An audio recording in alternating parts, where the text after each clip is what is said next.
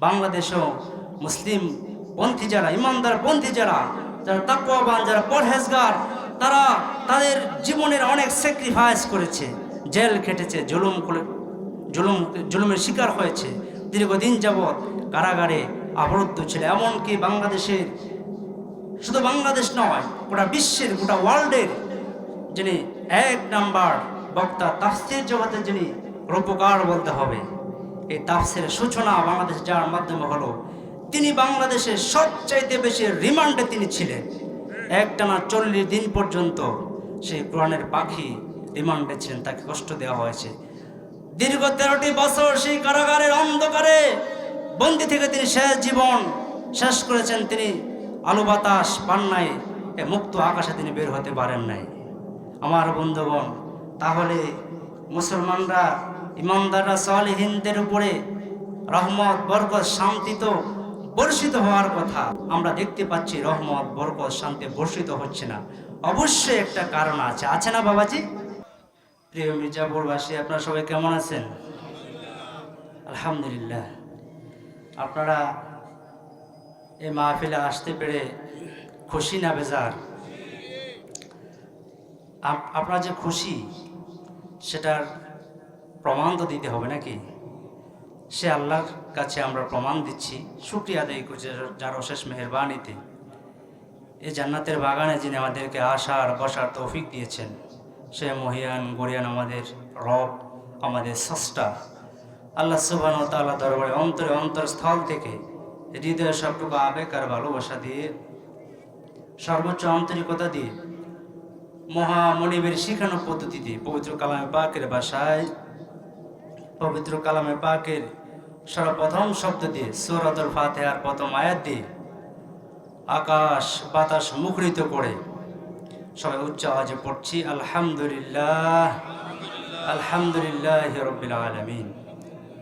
লক্ষ কোটি দরুদ আর সালাম প্রেরণ করছে সেই বিশ্ব মানবতার মুক্তি দূত, বিশ্ব মানবতার কান্ডারি, সর্বকালের সর্বশ্রেষ্ঠ মহামানব, আমাদের মহান শিক্ষক নবী করিম সাল্লাল্লাহু আলাইহি ওয়াসাল্লামের উপর এবং সোহাদে আজমেনের শাহাদাতের সর্বোচ্চ মর্যাদা কামনা করছি, যারা যুগে যুগে আল্লাহ দ্বীনের জন্য আল্লাহর পথে জান মাল বিলিয়ে দিয়েছেন। আল্লাহ সুবহানাহু ওয়া তাআলা যেন সবাইকে শাহাদাতের সর্বোচ্চ মর্যাদা দান করেন, সে দোয়া কামনা করছি, আল্লাহুম্মা আমিন।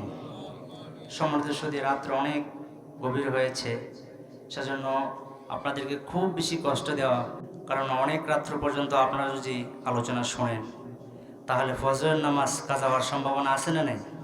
আছে। আবার প্রত্যেকেই কর্মজীবী মানুষ, নিজ নিজ ব্যবসা প্রতিষ্ঠান আছে, চাকরি বাকরি আছে, ক্ষেত খামার আছে, যার যার নিজ নিজ পেশায় নিজেকে নিয়োজিত করতে হবে। শুধু ওয়াজ শুনে পরের দিন তো আর বসে থাকা যাবে না, প্রত্যেকেই প্রত্যেকের কর্মক্ষেত্রে থাকতে হবে। সেজন্য খুব বেশি দীর্ঘ সময় নিব না। আপনাদের সামনে পবিত্র কোরআনুল কারীমের 114টি সূরার মধ্য থেকে অন্যতম একটি সূরা, সূরাতুল বনী ইসরাঈল থেকে একটি আয়াতে কারিমা তেলাওয়াত করেছি। এই আয়াতে কারিমাকে সামনে রেখে, বর্তমান প্রেক্ষাপটের নিরিখে আল্লাহ যেন এমন কিছু কথা বলার এবং আমলের নিয়তে বলার এবং আপনাদেরকে আমলের নিয়তে শোনার তৌফিক দান করে, যেগুলি আমাদের দুনিয়া এবং আখিরাতে কল্যাণ হবে, এমন কিছু কথা আমরা যেন বলতে এবং শুনতে পারি। আল্লাহ আমাদেরকে সে তৌফিক দান করুক, সবাই পড়ুন আল্লাহুম্মা আমিন। সম্মানিত সুধী, আমি আলোচনার শুরু করব, ভূমিকা খুব বেশি লম্বা করব না। আলোচনার শুরুতে আমি ভূমিকায় যে বিষয়টি বলতে চাই, যে কোরআন বোঝার জন্য, কোরআনের জ্ঞান উপলব্ধি করার জন্য, কোরআন বুঝতে হলে কয়েকটা শর্ত আছে। এক নম্বর হচ্ছে, কোরআন বুঝতে হলে নিরপেক্ষ একটা মন মস্তিষ্ক নিয়ে, চিন্তা নিয়ে কোরআন পড়ার জন্য, কোরআন শোনার জন্য বসতে হবে। নিরপেক্ষ মস্তিষ্কটাকে রাখতে হবে নিরপেক্ষ। কোনোদিকে যদি আপনার পক্ষপাতিত্ব থাকে তাহলে আপনার চিন্তাটা ওই দিকেই থাকবে, সঠিকটা বোঝার সম্ভাবনা নেই। সম্মানিত উপস্থিতি, আমরা বলতেছিলাম নিরপেক্ষ একটা মন মস্তিষ্ক নিয়ে, চিন্তা নিয়ে কোরআন অধ্যয়নের জন্য বসতে হবে। 2 নম্বর হলো কোরআন বোঝার জন্য অন্তত পক্ষে লাহানে জলি হয় না, লাহানে জলি হয় না, অন্তত পক্ষে এই পরিমাণ সহিশুদ্ধ করে কোরআন শিখতে হবে। এবং এই পরিমাণ শেখা হচ্ছে ফরজ, ওয়াজিব, প্রত্যেকটা মুমিন মুসলমানদের উপরে। অন্তত পক্ষে লাহানে জলি হয় না, এই পরিমাণ শুদ্ধ করে কোরআন শেখা হচ্ছে ফরজ। 3 নম্বর হচ্ছে কোরআন বুঝতে হলে কোরআনের এক একটা আয়াত, এক একটা সূরা, এক একটা বিষয়বস্তু আল্লাহ তাআলা এক একটা প্রেক্ষাপটকে সামনে রেখে আল্লাহ তাআলা নাজিল করেছেন। অর্থাৎ যেটাকে কোরআন নাজিলের ভাষায় আমরা সেটাকে বলি শানে নজুল। কোরআন নাজিলের প্রেক্ষাপটকে বলা হয় শানে নজুল, এবং হাদিস বর্ণনার প্রেক্ষাপটকে বলা হয় শানে উরুদ। এজন্য কোন প্রেক্ষাপটে আল্লাহ তাআলা কোন সূরা কখন নাজিল করেছেন এটাও আমাদের বুঝতে হবে। তারপরে কোরআন বুঝতে হলে কোরআনের ময়দানে নামতে হবে, কোরআন প্রতিষ্ঠার আন্দোলনে আমাদেরকে সম্পৃক্ত করতে হবে। তাহলেই কোরআনের সঠিক মূল যে তাৎপর্য সেটা উপলব্ধি আমরা করতে পারব। কারণ আপনাদেরকে একটা উদাহরণ দেই, আপনারা এই কিশোরগঞ্জের মানুষ, হাওড় অঞ্চলের মানুষ,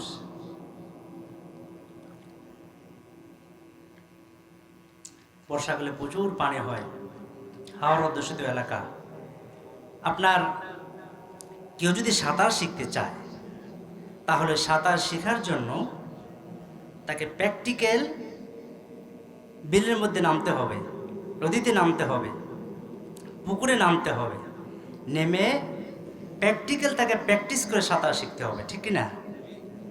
এখন যদি কেউ বলে যে না, প্র্যাকটিক্যাল আমি পুকুরে নামবো না, নদীতে নামবো না, বিলের মধ্যে নামবো না, আমি মুখস্থ করব, বুঝবো কিভাবে সাঁতার শিখে, মুখস্থ করে বুঝে টানে বসে যতই মুখস্থ করুক, যতই বুঝুক, বলেন বাবাজি, সে কি কোনোদিন সাঁতার শিখতে পারবে?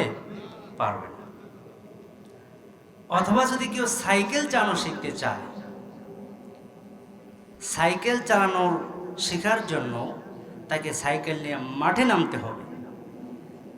মাঠে নেমে সে একা হোক অথবা সাথে আরেকজন হোক, কিভাবে সাইকেল তাকে চালাইতে হবে প্র্যাকটিস তাকে মাঠের মধ্যে করতে হবে। মাঠের মধ্যে প্র্যাকটিস না করলে কেউ যদি বলে যে আমি সাইকেল নিয়ে মাঠে প্র্যাকটিস করব না, আমি ঘরে বসে মুখস্থ করব কিভাবে সাইকেল চালাইতে হয়, কোথায় হাত ধরতে হয়, তারপরে কিভাবে হ্যান্ডেল মারতে হয়, কোথায় সোজা তাকিয়ে থাকতে হয়, এইগুলো আমি মুখস্থ করব। মুখস্থ সে যতই করুক, বলেন বাবাজি, সে কি কোনোদিন সাইকেল চালানো শিখতে পারবে? শিখতে পারবে না।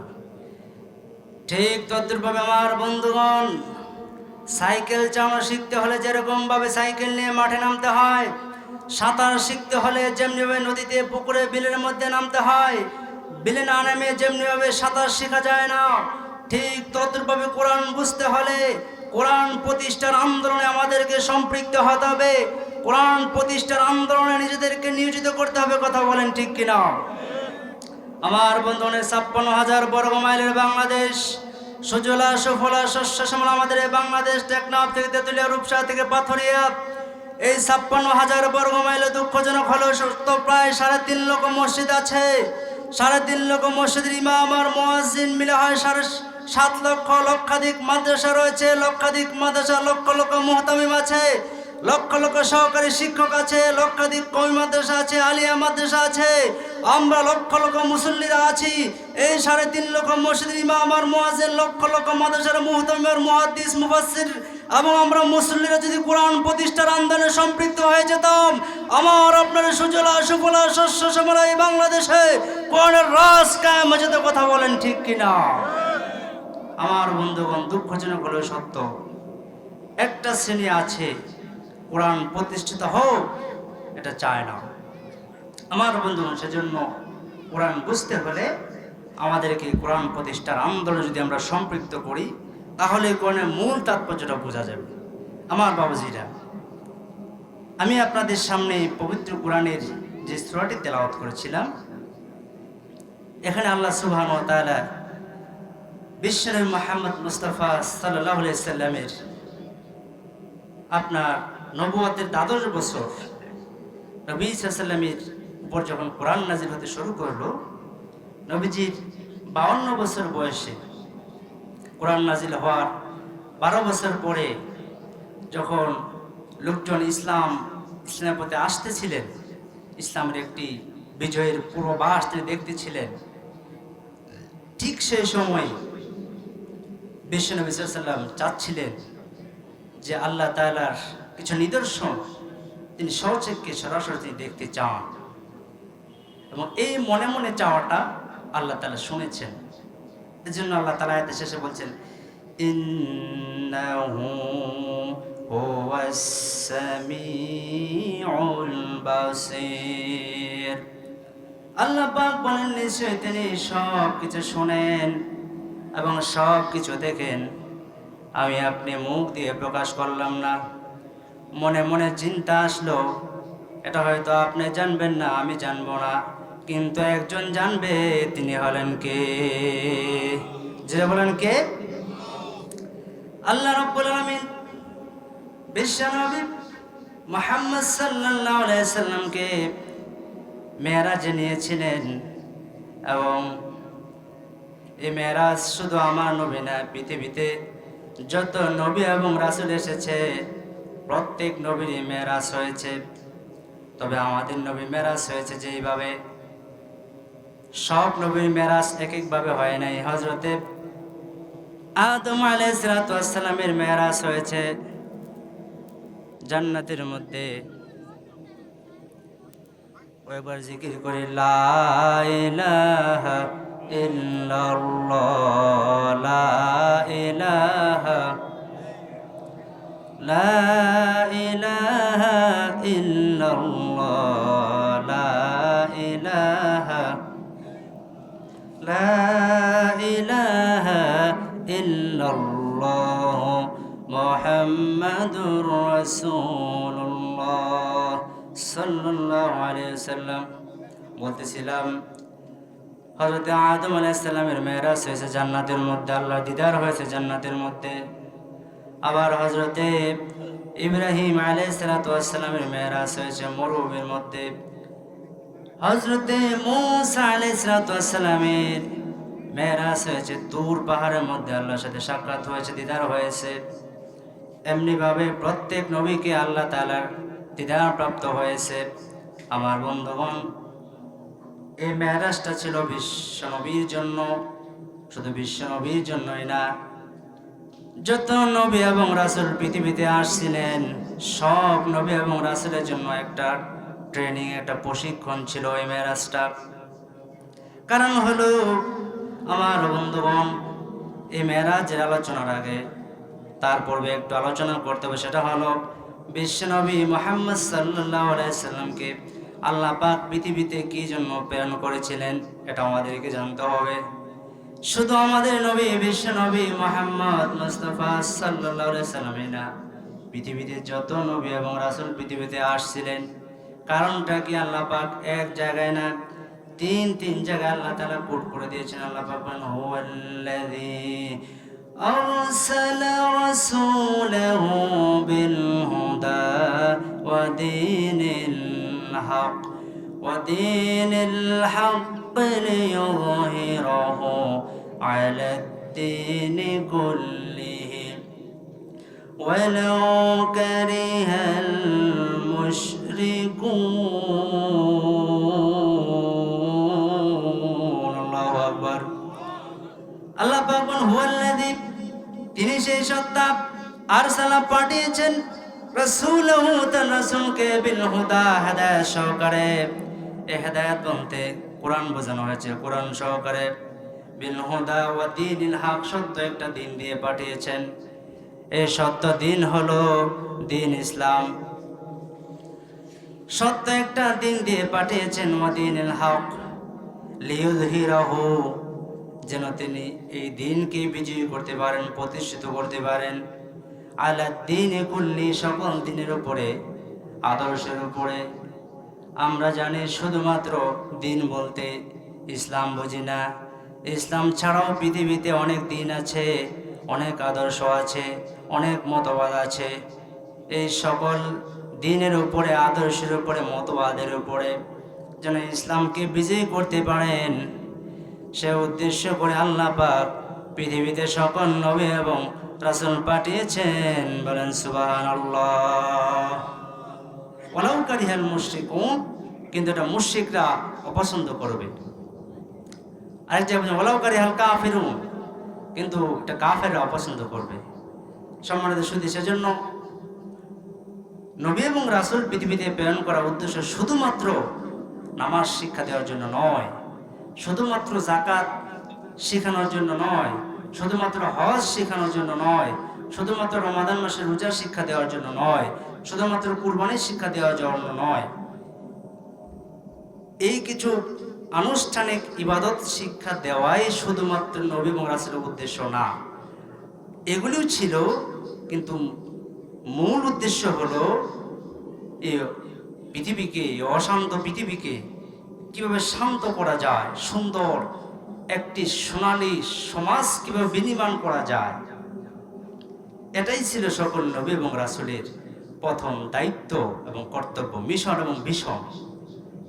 সম্মানিত সুধী, নবী এবং রাসূল পৃথিবীতে প্রেরণ করেছিলেন এজন্য আমরা একটি সমাজ উপহার দেওয়ার জন্য, যেই সমাজে কোনোদিন অন্যায় থাকবে না, অত্যাচার থাকবে না, ঘুষ থাকবে না, সুদ থাকবে না, টেন্ডারবাজ থাকবে না, চাঁদাবাজ থাকবে না, হাইজাকার থাকবে না, ফেরেববাজ থাকবে না, খাদ্যে ভেজালকারী থাকবে না, ওজনে কম দেওয়াকারী থাকবে না, একজন এতিমের এই টেনশন থাকবে না কে তার খাদ্যের বন্দোবস্ত করবে, একজন বিধবা নারীর এই টেনশন থাকবে না কে তার বাসস্থানের বন্দোবস্ত করবে, একজন গরিব অসহায় মানুষের এই চিন্তা থাকবে না সে অসুস্থ হলে পরে কিভাবে তার চিকিৎসার বন্দোবস্ত হবে, একজন সুন্দর রমণীর এই টেনশন থাকবে না দেশের এক প্রান্ত থেকে অপর প্রান্ত পর্যন্ত, টেকনাফ থেকে তেতুলিয়া, রূপসা থেকে পাথুরিয়া, দেশের এক প্রান্ত থেকে অপর প্রান্ত পর্যন্ত সফর করবে, ভ্রমণ করবে,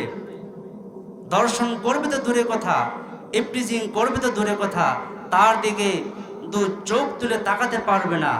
এইরকম একটি সুন্দর সোনালী সমাজ বিনির্মাণ করার জন্যই আমার আপনার নবী আজ থেকে ১৫০০ বছর আগে মক্কা নগরীতে আল্লাহ পাক প্রেরণ করেছেন। কথা বলেন ঠিক কিনা? আমার বন্ধুগণ, এইরকম একটি সমাজ বিনির্মাণ করা সহজ কাজ নয়, কঠিন কাজ। পৃথিবীতে প্রত্যেকটা কাজ করতে হলে এক একটা ট্রেনিং এর প্রয়োজন, প্রশিক্ষণের প্রয়োজন। আপনার এই যে এখন যা টিচার হয়, প্রভাষক হয়, সহকারী টিচার হয়, এখন টিচার হয়তো কত কঠিন, নিবন্ধন করা তো কত কঠিন, নিবন্ধন করার পরে তামিল পাশ করার পরে, মাস্টার ডিগ্রি পাশ করার পরে, তারপরে আবার নিবন্ধন পরীক্ষায় পাশ করতে হয়। এই নিবন্ধন পরীক্ষায় পাশ করার পরে তারপরেও যেন তেন পাশ করলে হয় না, ভালো রেজাল্ট করলে একটা প্রতিষ্ঠানে হয়তো সে সিলেক্টেড হবে। এই যে এত পড়াশোনা করার পর শিক্ষক হওয়ার পরেও ওই শিক্ষক যেন ছাত্রদেরকে আরো ভালোভাবে টিচিং দিতে পারে, আরো সুন্দর করে ক্লাস যেন পরিচালনা করতে পারে, এজন্য শিক্ষকদের ট্রেনিং আছে না নাই বাবাজি বলেন? আছে। শিক্ষক বাবাজিরা যারা আছেন ট্রেনিং আছে না বাবাজি? আছে। তারপরে যারা পুলিশি চাকরি করে পুলিশদের জন্য ট্রেনিং আছে না নাই? আছে। যারা সেনাবাহিনীতে চাকরি করে তাদের জন্য ট্রেনিং আছে। প্রত্যেকটা কর্মক্ষেত্রেই যে যে ডিপার্টমেন্টে আছে প্রত্যেকটা ডিপার্টমেন্টে আপনার ট্রেনিং আছে, প্রশিক্ষণ আছে ওই কাজটাকে সুন্দরভাবে পরিচালনা করার জন্য। আমার বন্ধু, সেজন্য এত সুন্দর একটি সমাজ বিনির্মাণ করতে হলে একটা প্রশিক্ষণের প্রয়োজন আছে না বাবাজি? আছে। টিসির প্রয়োজন আছে, ট্রেনিংয়ের প্রয়োজন আছে, শিক্ষা বৈঠকের প্রয়োজন আছে। আল্লাহ পাক রব্বুল আলামিন বিশ্বনবী সাল্লাল্লাহু আলাইহি ওয়াসাল্লামকে সচক্ষে কিভাবে একটি খেলাফত তিনি প্রতিষ্ঠিত করবেন, কোরআন কিভাবে পৃথিবীকে কোরআন দিয়ে সাজাবেন, এরকম সচক্ষে দেখানোর জন্য একটা সরাসরি ট্রেনিং ছিল এই আল্লাহর পক্ষ থেকে বিশ্বনবীর জন্য উপহার, এবং এটাকে বলা হয় মুজিজা। বিষ্ণু ইসলামের এটা হচ্ছে একটা মুজিজা, সেটা হলো মিরাজ। সম্মানিত সুধী, সেজন্য এই বিশ্বনবী সাল্লাল্লাহু আলাইহি ওয়াসাল্লামকে আল্লাহ তাআলা একটা অলৌকিক পদ্ধতিতে আল্লাহ তাআলা মেরাজ করিয়েছেন। কিরকম ঘটনা অনেক লম্বা, আমি সংক্ষিপ্ত মূল শুধু সারমর্মটা তুলে ধরছি। সেটা হলো, তাকে যখন নিয়ে যাওয়া হলো আল্লাহর সাথে দিদার লাভ করার জন্য, নিয়ে যাওয়ার পরে তিনি যখন আবার পৃথিবীতে ফিরে আসলেন, এসে দেখে তিনি যে বিছানায় শোয়া ছিলেন সেই বিছানাটা এখনো হালকা উষ্ণ গরম আছে। যে পানি দিয়ে তিনি অজু করেছিলেন সেই পানি এখনো গড়িয়ে যাচ্ছে। অথচ তিনি দীর্ঘ 27টি বছর সে আল্লাহ তাআলা দিদারে ছিলেন। দীর্ঘ 27 বছর পরে পৃথিবীতে তিনি এসে দেখেন যে তিনি যেন সবেমাত্র গিয়েছেন, আবার চলে এসেছেন। সুবহানাল্লাহ! এটা কিভাবে সম্ভব হয়েছে আমার বন্ধুগণ? এটা কিভাবে সম্ভব হয়েছে? এই বিজ্ঞানের যুগে, এই সায়েন্সের যুগে এটা বোঝা খুবই সহজ। আপনার কম্পিউটার অথবা আপনি একটা মোবাইলে বলেন না, কোনো কম্পিউটারে বলেন, কম্পিউটারের ভিতরে আপনি ঢুকলেন, একটা আলোচনা শুনলেন, মনে করেন একটা ওয়াজ শুনতেছেন, আলোচনা শুনতেছেন, আলোচনা স্টার্ট করলেন। কিছুক্ষণ শোনার পরে আপনার প্রয়োজন হলো সেই কম্পিউটারের ভিতরে আরেকটা ফাইলের ভিতরে আপনি প্রবেশ করবেন, একটা প্রোগ্রামে আপনি ঢুকবেন। এবার সেই ওয়াজটাকে আপনি স্টপ করে দিয়ে চলে গেলেন আরেকটা প্রোগ্রামে, আরেকটা ফাইলে আপনি চলে গেলেন, সেখানে সেই ফাইলের কাজ শেষ করলেন। শেষ করে আবার যখন আপনি যে আলোচনাটা শুনতেছিলেন সেটা শোনার জন্য আবার যখন আপনি সেখানে টাচ করবেন, এবার টাচ করার পরে প্রথম থেকে আবার শুরু হবে, নাকি যেখান পর্যন্ত আপনি শুনেছিলেন সেখান থেকে আবার শুরু হবে? বলেন। যেখান থেকে আপনি শুনেছিলেন সেখান থেকে আবার স্টার্ট হয়ে যাবে। আমার বন্ধুগণ, তাহলে কম্পিউটার মানুষ আবিষ্কার করেছে। বর্তমান বিশ্বের এই বিস্ময়কর আবিষ্কার হলো কম্পিউটার। এই কম্পিউটারের একটা প্রোগ্রামকে যদি থামিয়ে দিয়ে আরেকটা প্রোগ্রামে ঢুকে, আবার সে প্রথম প্রোগ্রামে আসলে যদি সেখান থেকে আবার শুরু হয়, তাহলে গোটা পৃথিবী যিনি সৃষ্টি করেছেন, আবিষ্কার করেছেন, তিনি পৃথিবীর গতিকে বন্ধ করে দিলেন। আংশিক গতি, বার্ষিক গতি সব বন্ধ করে দিলেন। কিন্তু তিনি যেখানে গেলেন সেখানে বিশ্বনবীকে যেখানে নিয়ে যাওয়া হলো সেখানে সময় চলতে থাকলো। দীর্ঘ 26 বছর অথবা 27 বছর চলে গেল। আবার 27 বছর পরে তিনি পৃথিবীতে আসলেন, কিন্তু পৃথিবী গেল মাত্র কয়েক মুহূর্ত, একটা সেকেন্ড। আমার বন্ধুগণ, এইরকম অলৌকিকভাবে নবীজিকে মেরাজ করেন। কারণটা কি?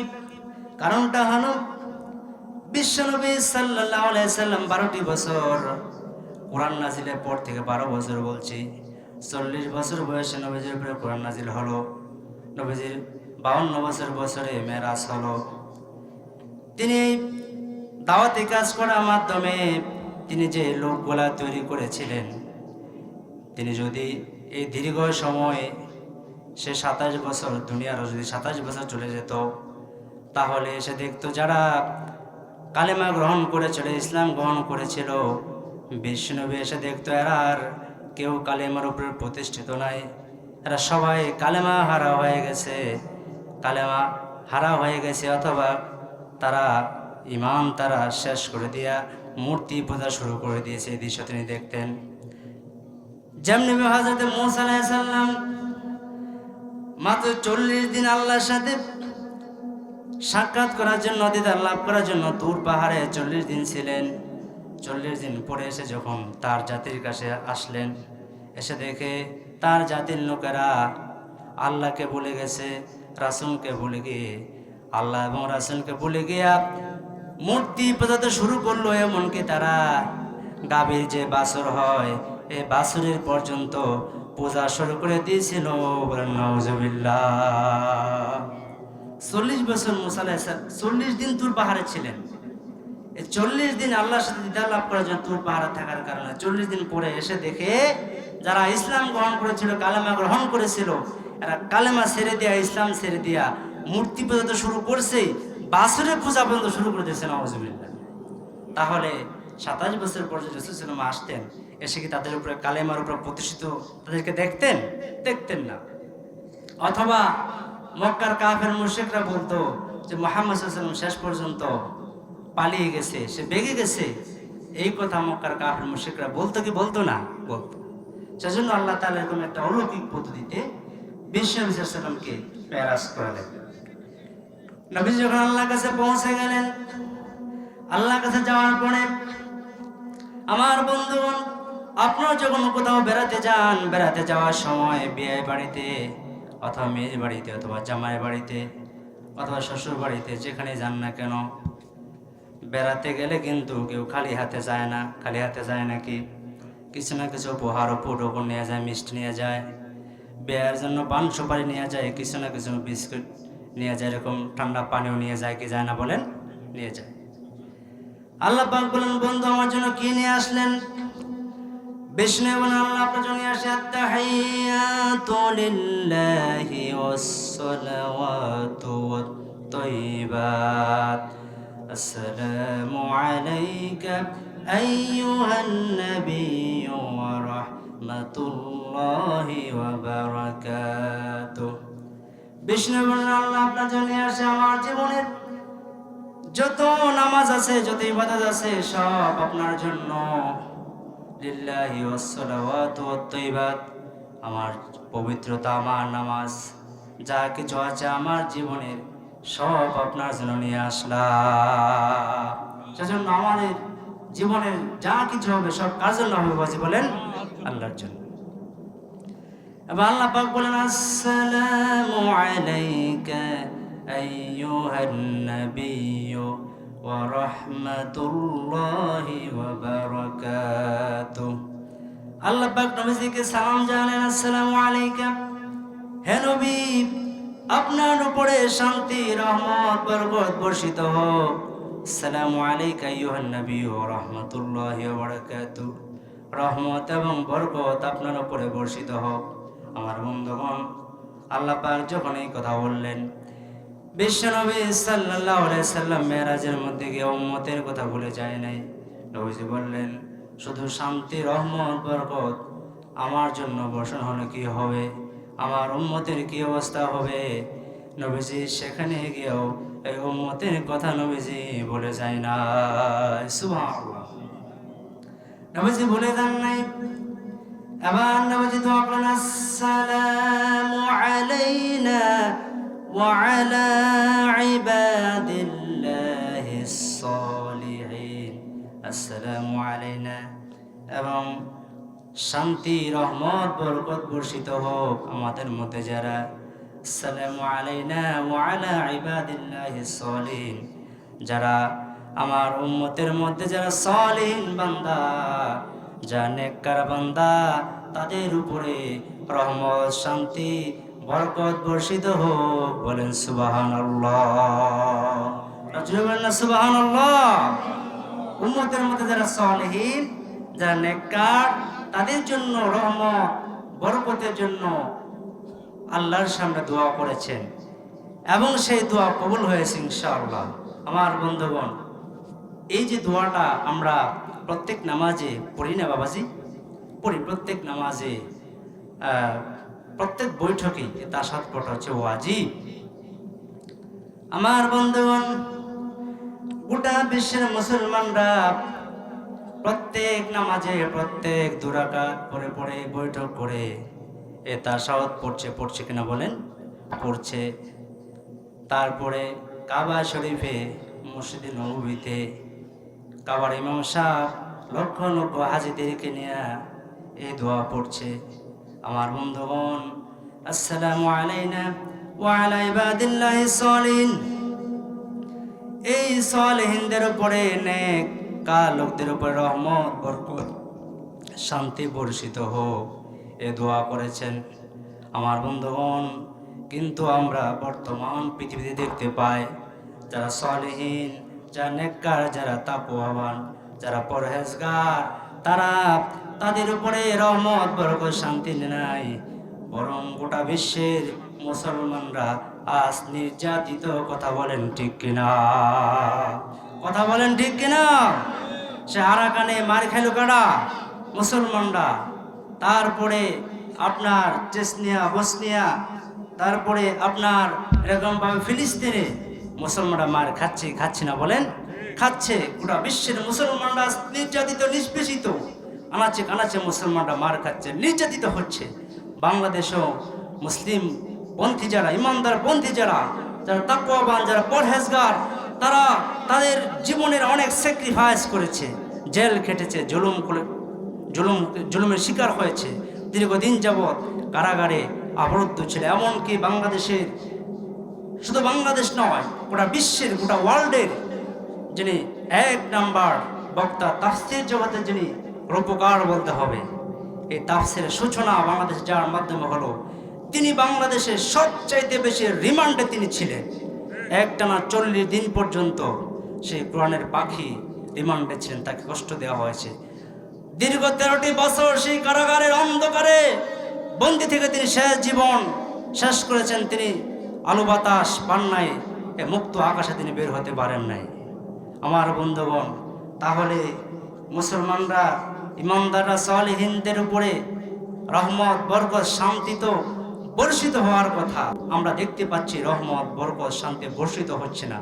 অবশ্যই একটা কারণ আছে, আছে না বাবাজি? অবশ্যই একটা কারণ আছে। সেই কারণটা আমাদেরকে খুঁজে বেরতে হবে। আমার বন্ধুগণ,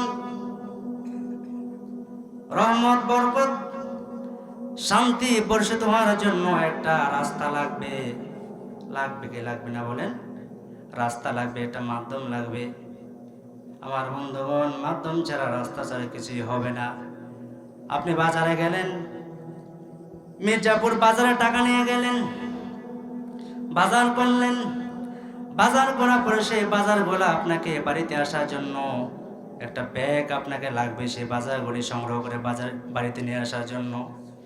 আপনি যদি ব্যাগ না নিয়ে যান, বাজারগুলি সংগ্রহ করে যদি আপনি বাজার না নিয়ে আসেন, আমার বন্ধুগণ, দোকানদারকে টাকা দিয়েছেন, এবার বলেন তো, সেই বাজারগুলি আপনি ব্যাগে করে বাড়িতে না নিয়ে আসলে ওই বাজারগুলোকে এমনি এমনি আপনার বাড়িতে পিছনে পিছনে চলে আসবে নাকি? আসবে? এমনি এমনি আসবে না। অবশ্যই আপনাকে একটা ব্যাগ নিয়ে সেই বাজারগুলি সংগ্রহ করে বাড়িতে নিয়ে আসতে হবে। এমনকি যারা ভিক্ষা করে, ভিক্ষার চাউলগুলো ভিক্ষা করার পরে এমনি এমনি বাড়িতে চলে আসবে না। ভিক্ষার একটা থলি লাগবে, ব্যাগ লাগবে। ভিক্ষার চাউলগুলি বাড়িতে নিয়ে আসার জন্য সে ব্যাগের মাধ্যমে তাকে বাড়িতে নিয়ে আসতে হবে। দুধ কিনতে গেলেন, দুধ কিনলে আপনাকে একটা এরকম বোতল লাগবে অথবা একটা পাত্র লাগবে। ওই পাত্রতে ওগুলি সংগ্রহ করে তারপরে আপনাকে বাড়িতে নিয়ে আসতে হবে। কথা বলেন ঠিক কিনা? আমার বন্ধুগণ, এই সালেহিনদের উপরে আসসালামু আলাইনা ওয়া আলা ইবাদিল্লাহিস সালিহিন, আল্লাহ যে বললেন, নবীজি যে দোয়া করলেন সালেহিনদের উপর রহমত, বরকত, শান্তি, এই রহমত, বরকত, শান্তি সালেহিনদের উপরে আসার জন্য একটা মাধ্যম লাগবে, একটা রাস্তা লাগবে, একটা পথ লাগবে। সেই পথের নামটা হলো, সেই রাস্তাটার নাম হলো কোরআন। এই কোরআন যেদিন সমাজে প্রতিষ্ঠিত হয়ে যাবে, পরিবারে প্রতিষ্ঠিত হবে, রাষ্ট্রে প্রতিষ্ঠিত হবে, আন্তর্জাতিক পর্যায়ে প্রতিষ্ঠিত হবে, কোরআন দিয়ে বিচার ফায়সালা করা হবে, কোরআন দিয়ে বিচারায় চলবে। জজ আর সে আইনের বই দেখে রায় দিবে না, জজ কোরআন খুলবে, কোরআন খুলে তারপরে বিচারের ফায়সালা যেদিন দিবে, কোরআন দিয়ে যেদিন সমাজ পরিচালিত হবে, ওই দিনই আল্লাহর আকাশ থেকে এই সালেহিনদের উপরে আল্লাহ রহমত, বরকত, শান্তি বর্ষিত হবে। কথা বলেন ঠিক কিনা? কথা বলেন ঠিক কিনা? আমার বন্ধুগণ, এবার আসেন আসসালামু আলাইনা ওয়া আলা ইবাদিল্লাহিস সালিহিন। সালিহিন কারা? সালিহিন বলতে কাদেরকে বোঝায়? সালেহিন বলতে আমরা মনে করি শুধুমাত্র নামাজ পড়ে রোজা রাখে, তারপরে দুনিয়ার ডানে বামে তাকায় না, শুধু মসজিদে যায়, মসজিদ থেকে বাড়িতে আসে, আর পৃথিবীর ডানে বামে কোনো কিছুই তাকায় না। এরকম লোকদেরকে আমরা সালেহিন বলে চিনি কিনা? আমার বন্ধুগণ, শুধুমাত্র নামাজ পড়লেই সালেহিন না, আল্লামা আবুল খয়ের রহমতুল্লাহ আলাইহি তার কিতাবের মধ্যে লিখেছেন, সলেহিনদের বৈশিষ্ট্য হলো 5টা। জুড়ে বলেন কয়টা? এই 5টা বৈশিষ্ট্য যার মধ্যে থাকবে সেই হলো সলেহিন। 1 নম্বর হলো ইসলামের মৌলিক তথা প্রাথমিক বিধানগুলি তাকে মানতে হবে। মৌলিক এবং প্রাথমিক বিধানগুলি মানতে হবে। নামাজ, রোজা, হজ, যাকাত, তারপরে দান, সদকা, দাড়ি রাখা, মাথায় টুপি পরা, সুন্নতি পোশাক পরা, এই যে প্রাথমিক বিষয়গুলো আছে এইগুলি পালন করতে হবে একজন সলেহিনের। এটা হলো 1 নম্বর বৈশিষ্ট্য। সলেহিনের 2 নম্বর বৈশিষ্ট্য হলো এই যে প্রাথমিক কাজগুলা সে করলো, এই কাজগুলা আরেকজনকে দিয়ে করানো। যে নামাজ পড়ে না, যে রোজা রাখে না, যে দাড়ি রাখে না, যে মাথায় টুপি পরে না, অর্থাৎ দাওয়াতি কাজের মাধ্যমে এই কাজগুলি আরেকজনকে দিয়ে করানো, অর্থাৎ দাওয়াতি কাজ করা। এটা হলো সলেহিনদের জন্য 2 নম্বর বৈশিষ্ট্য। প্রথম কাজের চাইতে 2 নম্বর কাজটা একটু কঠিন, কারণ সে যদি পালন না করে তাকে জোর করে করানো যায় না। 3 নম্বর বৈশিষ্ট্য হলো আল্লাহ যা নিষেধ করেছেন, আল্লাহ নিষেধকৃত কাজ থেকে বিরত থাকতে হবে। এটা হলো সলেহিনদের 3 নম্বর বৈশিষ্ট্য। আমার বন্ধুগণ, আল্লাহ তাআলা যেমনিভাবে নামাজ পড়ার কথা বলেছেন তেমনিভাবে সুদ খায়ও না, ঘুষ খাবে না, মিথ্যা কথা বলবে না। এই যে আল্লাহ যেগুলো নিষেধ করেছেন এই নিষেধকৃত কাজ থেকে বিরত থাকতে হবে। এটা হলো সলেহিনদের জন্য 3 নম্বর বৈশিষ্ট্য। আমার বন্ধুগণ, এই 3 নম্বর কাজটা নামাজ পড়া যেমনিভাবে সহজ, মিথ্যা কথা ছেড়ে দেওয়া অতটা সহজ না, সুদ ছেড়ে দেওয়া, ঘুষ ছেড়ে দেওয়া এগুলি তত সহজ না। 4 নম্বর হলো অন্যায় কাজে বাধা প্রদান করতে হবে। অন্যায় কাজ হচ্ছে সেখানে শক্তি থাকলে বাধা দিতে হবে, হাত দিয়ে বন্ধ করতে হবে, না পারলে মুখে বিক্ষোভ করতে হবে, প্রতিবাদ করতে হবে। 3 নম্বর, না পারলে অন্তত মনে মনে ঘৃণা করতে হবে, অর্থাৎ অন্যায় কাজে বাধা প্রদান করতে হবে।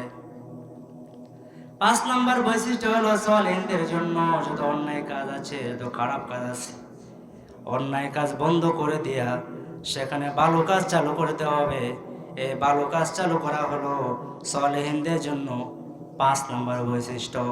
আমার বন্ধুগণ, অন্যায় কাজ বন্ধ করে দিয়া ভালো কাজ চালু করা, এই কর্মসূচি বিশ্বনবী মুহাম্মদ মুস্তাফা সাল্লাল্লাহু আলাইহি সাল্লাম করার কারণে তিনি মার খেয়েছেন, তার দাঁত মোবারক শহীদ হয়েছে। সুদীর্ঘ 3 বছর গিরি গুহায় আবদ্ধ ছিলেন, জেল কেটেছেন, শুধুমাত্র অন্যায় কাজ বন্ধ করে দিয়া ভালো কাজ চালু করার এই কর্মসূচি হাতে নেওয়ার জন্য। শুধুমাত্র যদি ভালো কাজ চালু করতেন, অন্যায় কাজ যদি বাধা প্রদান না করতেন, তাহলে তাকে মার খেতে হতো না, যুদ্ধ করতে হতো না, দাঁত মোবারক শহীদ করা লাগতো না, কারাগারের মধ্যে বন্দি থাকা লাগতো না।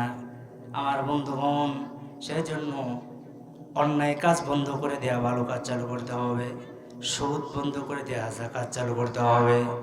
তারপরে সিনেমা হল বন্ধ করে দেওয়া, গানের মঞ্চ বন্ধ করে দেওয়া, সেখানে দিনই প্রতিষ্ঠান চালু করতে হবে। এরকমভাবে এই 5টা কাজ যারা করবে, এই 5টা বৈশিষ্ট্য যাদের মধ্যে আছে তারাই হলো সলেহিন। বলেন সুবহানাল্লাহ। এই 5টা বৈশিষ্ট্য যার মধ্যে থাকবে তারাই হলো সলেহিন। আমার বন্ধুগণ, সেজন্য আল্লাহ পাক রব্বুল আলামিন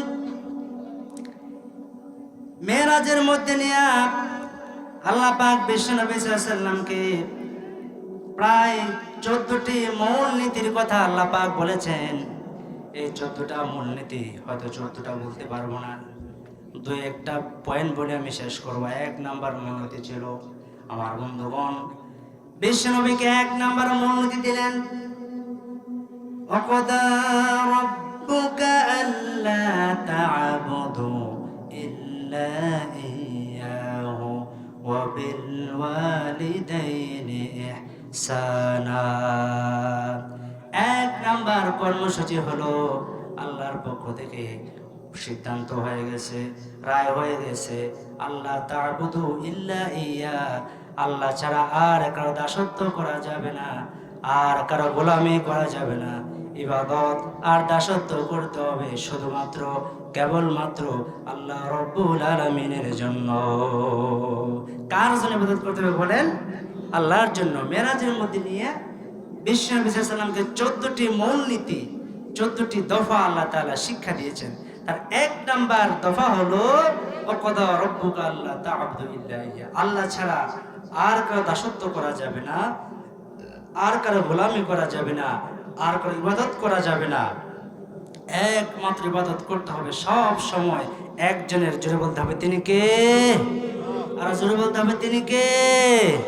আল্লাহ। আমার বন্ধুগণ, সেজন্য ইবাদতটা কি?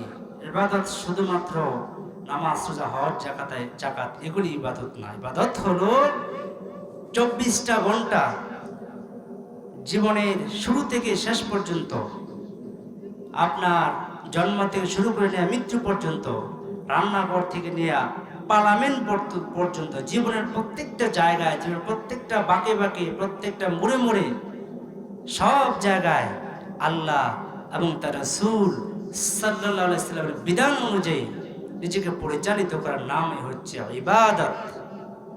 শুধুমাত্র নামাজ ইবাদত না। আপনার নামাজ পড়লেন, ফজরের নামাজ হলো ফরজ 2 রাকাত। জীবন কয় রাকাত? 2 রাকাত ফরজ নামাজের মধ্যে দাঁড়ায় গেলেন। ইমাম সাহেবের কণ্ঠ এত সুন্দর, চমৎকার তেলাওয়াত। এবার যদি ইমাম সাহেব ফজরের নামাজ তো 2 রাকাত, যেহেতু নামাজ বেশি পড়লে অসুবিধা কি? যদি আরো 2 রাকাত বাড়াইয়া 4 রাকাত পড়ে, বলেন তো 4 রাকাত পড়লে সে নামাজ হবে তো? নামাজ হবে?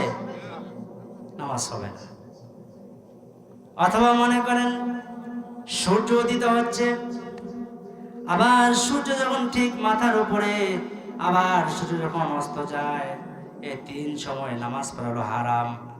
এই 3 সময় যদি কেউ নামাজ পড়ে, তাহলে বলেন তো ওই নামাজ তার জন্য, ওই নামাজটা কি তার নামাজ হবে? সওয়াব হবে না গুনাহ হবে? গুনাহ হবে। ওই সময় নামাজ পড়লে তার সওয়াব হবে না। ওই সময় নামাজ পড়া হারাম, নিষেধ। তাহলে নামাজে যদি ইবাদত হইতো, তাহলে তো ওই যে সূর্য ওঠার সময়, ঠিক যখন মাথার উপর অস্ত যাওয়ার সময়, এই 3 সময় নামাজ পড়লে সওয়াব হতো। অথবা নামাজে যদি ইবাদত হতো, তাহলে সে যখন 2 রাকাত বাড়াইয়া অতিরিক্ত 2 রাকাত পড়লো, সেই 2 রাকাত ইবাদত হয়ে যেত না। আমার বন্ধুগণ, সেই ইবাদতটা করতে হবে আল্লাহ এবং রাসূলের সুন্নাহ অনুযায়ী, রাসূলের সুন্নাহ অনুযায়ী, আল্লাহর বিধান অনুযায়ী সেটা করতে হবে। সেটা নামাজ হোক আর যাই হোক। নামাজ হলেও সেটা যদি রাসূলের বিধান অনুযায়ী না হয়, সেটা কখনো ইবাদত হয় না। রোজা রাখলে সওয়াব হয়, কিন্তু কেউ যদি ঈদের দিন যদি কেউ রোজা রাখে, বলেন তো বাবাজি ঈদের দিন রোজা রাখলে সওয়াব হবে তো? সওয়াব হবে? সওয়াব হবে। ঈদের দিন রোজা রাখা হচ্ছে হারাম। বৎসরে 5 দিন রোজা রাখা হচ্ছে হারাম। তো ঈদের দিন এবং ঈদুল আযহার পরে 3 দিন, এই 5 দিন বৎসরে রোজা রাখা হারাম। এই 5 দিন যদি কেউ রোজা রাখে, তাহলে সেটা তার সওয়াব হবে না, গুনাহ হবে, সেটা ইবাদত হবে না। আমার বন্ধুগণ, ইবাদত হলো আমি যখন ব্যবসা করতে যাব, সেই ব্যবসাটা হালাল ব্যবসা হতে হবে এবং ওজনের মধ্যে কম দেওয়া যাবে না। তারপরে খাদ্যে ভেজাল দেওয়া যাবে না, জিনিসের মধ্যে ভেজাল দেওয়া যাবে না। নামাজ পড়ে আমি রিজিক অন্বেষণের জন্য যদি ব্যবসা করি সঠিকভাবে, তাহলে সেই ব্যবসাটাও শুধু ব্যবসা থাকবে না, সেই ব্যবসাটা হয়ে যাবে আল্লাহর ইবাদত। কথা বলেন ঠিক কিনা? আমার বন্ধুরা, কৃষিকাজ করতে গেলেন, সেই কৃষিকাজটা যদি নিজের জমির মধ্যে হয়, বৈধ জমিনে হয়, তাহলে যদি অন্যের জমির সীমানা ধাক্কায় বড় না করে ফজর নামাজ পড়ে যদি নাঙ্গল জলে বের হয়ে যায়, তখন সেই হাল চাষ করাটাও আমার ইবাদত হয়ে যাবে। কথা বলেন ঠিক কিনা? আমার বন্ধু, নামাজের মধ্যে আমরা দাঁড়ায় বলি ইয়্যাকা না'বুদু ওয়া ইয়্যাকা নাস্তাঈন ইহদিনাস সিরাতাল মুস্তাকিম। নামাজের মধ্যে আমরা দোয়া পড়ি কি পড়ি না বাবাজি? বলেন ইয়্যাকা না'বুদু ওয়া ইয়্যাকা নাস্তাঈন। আমরা একমাত্র, কেবলমাত্র, শুধুমাত্র তোমার ইবাদত করি। ইয়্যাকা না'বুদু ওয়া ইয়্যাকা নাস্তাঈন, এবং তোমার কাছেই সাহায্য চাই। নামাজের মধ্যে আল্লাহর সামনে দাঁড়াইয়া এই প্রতিশ্রুতি দিলাম নামাজের মধ্যে, ওয়াদা দিলাম আল্লাহ তোমার ইবাদত করি। আর এই কথা মসজিদের মধ্যে আল্লাহর সামনে দাঁড়ায়া প্রতিশ্রুতি দেওয়ার পরে, মসজিদ থেকে বের হওয়ার পরে আল্লাহর কোনো নাম নাই, নবীজির কোনো নাম নাই, নিজের ইচ্ছা মতো মন মতো সব কিছু করলাম, তখন আর ব্যবসা বাণিজ্যে, কৃষি খামারে, শিক্ষায়, ব্যবসা বাণিজ্যে, কোনো জায়গায় রাজনীতিতে, অর্থনীতিতে কোথাও আল্লাহ এবং রসুলের দাঁড় দাঁড়ালাম না, আল্লাহ এবং রসুলের বিধানকে সেটা অনুসরণ করলাম না, তাহলে কি আমার প্রতিশ্রুতি আর আমার কাজ কি একসাথে মিললো? বাবাজি বলেন, মিলে নাই। সেজন্য আমাদের জীবনের সব ক্ষেত্রে ইবাদত করতে হবে আল্লাহ। 2 নম্বর হলো ওয়াবিল ওয়ালিদাইনি ইহসানা, পিতামাতার প্রতি ইহসান করতে হবে, সদাচরণ করতে হবে। ইহসানের অনেক ব্যাখ্যা আছে, সেটা হলো আমি দৃঢ় করতে চাই না, সেটা হলো যে বাবা মা যতটুকু পাওয়ার উপযুক্ত তার চাইতে বেশি তাদেরকে দিতে হবে। এটা হলো 2 নম্বর মূলনীতি, ওয়াবিল ওয়ালিদাইনি ইহসানা। আপনার ইহসান হলো আপনার সে পাকুন্দিয়া বাজার থেকে মির্জাপুর বাজার পর্যন্ত রিক্সা ভাড়া হলো মনে করেন 30 টাকা। এখন মির্জাপুর বাজারে এসে আপনি রিক্সাওয়ালাকে 30 টাকাই দিলেন, কমও দেন নাই বেশি দেন নাই। এটা হলো রিক্সাওয়ালার প্রতি আপনি কি করে ইনসাফ করেছেন, ন্যায় বিচার করেছেন, আপনি কমও দেন নাই বেশিও দেন নাই। আর যদি মির্জাপুর বাজারে এসে রিক্সাওয়ালাকে আপনি 10 টাকা কম দিলেন, ভাড়া হলো 30 টাকা, আপনি গায়ের জোরে বলেন যে ভাড়া 20 টাকা। আসলেন এবং কিছু লোক ভাড়া কম দিয়ে রিক্সাওয়ালাকে 5 টাকা 10 টাকার জন্য খারাপ আচরণ করে। তাহলে এই যে আপনি তাকে 10 টাকা কম দিলেন, এই 10 টাকা কম দেওয়া তার প্রতি জুলুম করা হয়েছে। প্রথমটা হয়েছে ইনসাফ, ন্যায় বিচার, দ্বিতীয়টা হয়েছে জুলুম। আর যদি ভাড়া হলো 30 টাকা, আপনি আয়সা তাকে যেহেতু কষ্ট করে হ্যান্ডেল দিয়ে আপনাকে নিয়ে এসেছে, শরীরের ঘাম, মাথার ঘাম পায়ে পড়েছে, তাকে 5 টাকা বাড়ায় দিলেন, 10 টাকা বাড়ায় দিলেন। এই যে 5-10 টাকা বাড়ায় দিলেন, এটা হলো তার প্রতি আপনি ইহসান করলেন। কি করলেন? ইহসান করলেন। সেজন্য আল্লাহ বলছে ওয়াবিল ওয়ালিদাইন ইহসান, পিতামাতার প্রতি ইহসান করতে হবে। ইহসানটা কীরকম? ঈদের সময় শাড়ি যদি আপনি শাশুড়ির জন্য একটা কিনেন, মায়ের জন্যও কিনলেন একটা, তাহলে আপনি ইনসাফ করলেন, ন্যায় বিচার করলেন। আবার ঈদের সময় শাশুড়ির জন্য কিনলেন, মায়ের কোনো খবরই নিলেন না, তাহলে মায়ের প্রতি জুলুম করা হয়েছে। করতে হবে মায়ের প্রতি ইহসান। ইহসান হলো শাশুড়ির জন্য যদি একটা কিনেন, তাহলে মায়ের জন্য কিনতে হবে কয়টা? 2টা কিনতে হবে। শাশুড়ির জন্য 500 টাকা দিয়ে কিনলে মায়ের জন্য কিনতে হবে 1000 টাকা দিয়ে। এটাই বলছে ওয়াবিল ওয়ালিদাইনি ইহসানা, পিতামাতার প্রতি ইহসান করতে হবে। 3 নম্বর মূলনীতি হলো ওয়াআতিজাল কুরবা হাক্কাহু ওয়াল মিসকিনা ওয়া ইবনাস সাবিল, তোমরা তোমাদের নিকট আত্মীয় যারা আছে তাদের হক তোমরা যথাযথভাবে পৌঁছে দাও। মিসকিন এবং যারা পথিক তাদের যে হক আছে সেগুলো তোমরা দিয়ে দাও। 4 নম্বর মূলনীতি হলো ওয়ালা তুবাজ্জির তাবযীরা ইন্নাল মুবাজ্জিরিনা কানু ইখওয়ানাশ শায়াতিন, তোমরা অপচয় করবে না, অপচয়কারী হলো শয়তানের ভাই।